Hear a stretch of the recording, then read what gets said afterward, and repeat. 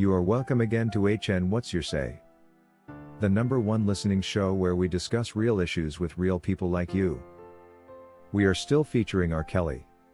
Real name Robert Sylvester Kelly. Also known as the R&B King.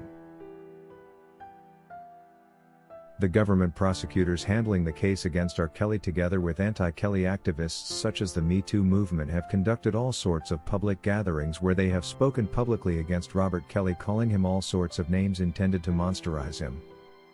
I personally think the prosecution choosing to nickname R. Kelly a predator was in itself a violation of his rights as a citizen. This sort of speech extended to as far as his fans who have also been called names. This reminds me of how fans of R. Kelly that chose to stand by him and defend him have been constantly harassed and called all kinds of names. It is interesting, however, to see Government Attorney Allred speak out against the already oppressed fans and attempt to suggest that they have been harassing her clients.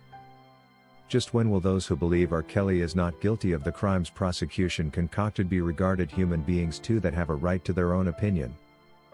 I see nothing wrong at all with such persons airing out their views, and disagreeing with the government if they feel that their star has been wrongfully accused. Unless Gloria Allred thinks that because she represents the government, whatever she decides to say or do to others is final, and cannot be subjected to public evaluation. The last time I heard of a government department that operates with such impunity was in a third world country where the rule of law is not a primary requirement for governance. If the government feels to have a fair trial, it's got to be only the accusers speaking out and that the defendant's side should remain mute, then we have a big problem. Prosecutor Allred tried so much to make it sound like the only times the accusers had spoken out against R. Kelly in such a manner was when under oath. But the reality is rather different. Unless she wants to tell the world that the surviving R. Kelly documentary was part of the court process, or that the Me Too movement demonstrations were all they're working, and that also the press conferences where they baptized R. Kelly with the new name Predator were also part of the court and government operations.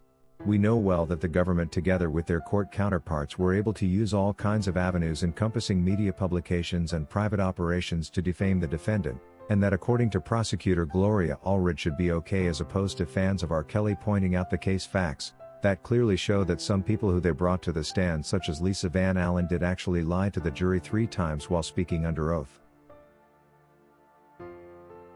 The prosecutor during the same press conference points out attorney Steve Greenberg's comments which suggested all the women were simply lying on R. Kelly, and says he had no right to speak that way against her clients.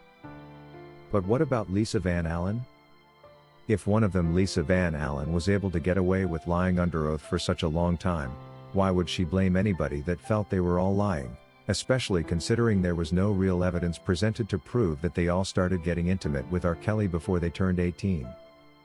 A defense attorney cannot be determined wrong only because they believe the accusers are lying, but because the government is used to getting away with such injustice against many defendants. They feel Steve Greenberg had no right to express his contempt of the authenticity and credibility of the government witnesses. In her rather vague speech, Allred tries to look down on those on R. Kelly's camp, and that's his fans and supporters, when she describes them as those influenced by the cult of celebrity. But what about those who have made it their business to fight successful black people and bring them down using the women abuse and gender issues approach, taking advantage of supposed victims to achieve their goals? Meanwhile, there are so many things attorney Gloria Allred said during this press conference that later, when confronted by the press to explain them, she just had no answers. This is an indicator that whatever she was reading from the script during this conference had been prepared by someone else other than her, and much of it wasn't true. Only a liar would say things they cannot explain when called upon to. All of the victims are expected to testify under oath at the trial, and many, if not all, most likely testified under oath before the grand jury. In addition, many of the accused of defendant Kelly have suffered extreme backlash from Kelly's fans. This has been very upsetting to them, but they have persisted and refused to remain silent.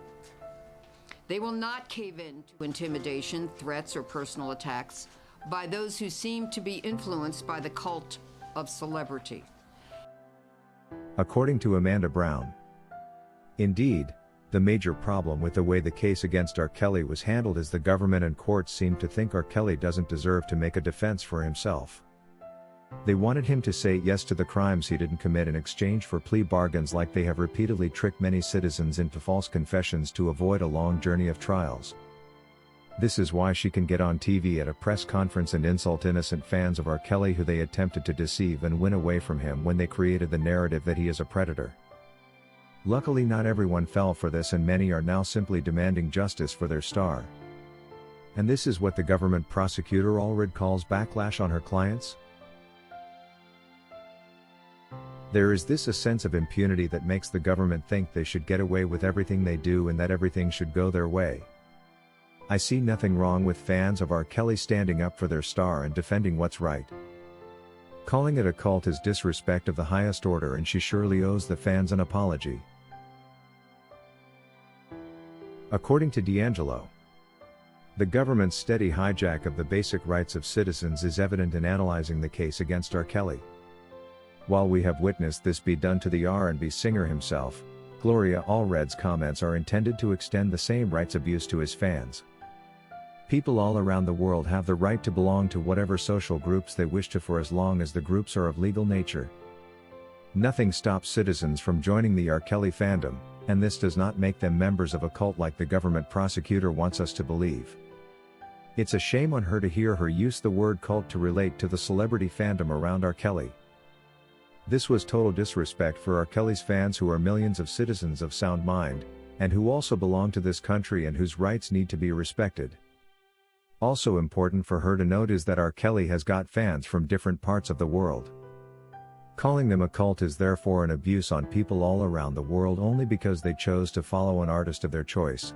Instead of wasting time calling the fans a cult group, Gloria Allred and the entire prosecution team should have used every minute of their time to prove him guilty, which they clearly failed to. Instead, they based all their arguments on speculation, and today, R. Kelly is in prison only because the government speculated and the courts were biased. If you wish to take part in a live interview on this channel discussing any of these topics, let us know by emailing us on sashahnnewsroom@gmail.com for scheduling. That is all we had for you today on HN What's Your Say? To keep updated whenever we post a new video, subscribe to this channel now. Also remember to hit the bell icon and enable notifications. And feel free to share your opinions with us in the comment section below, and let us know if you would like us to publish your views in our next release. We value all our subscribers' opinions.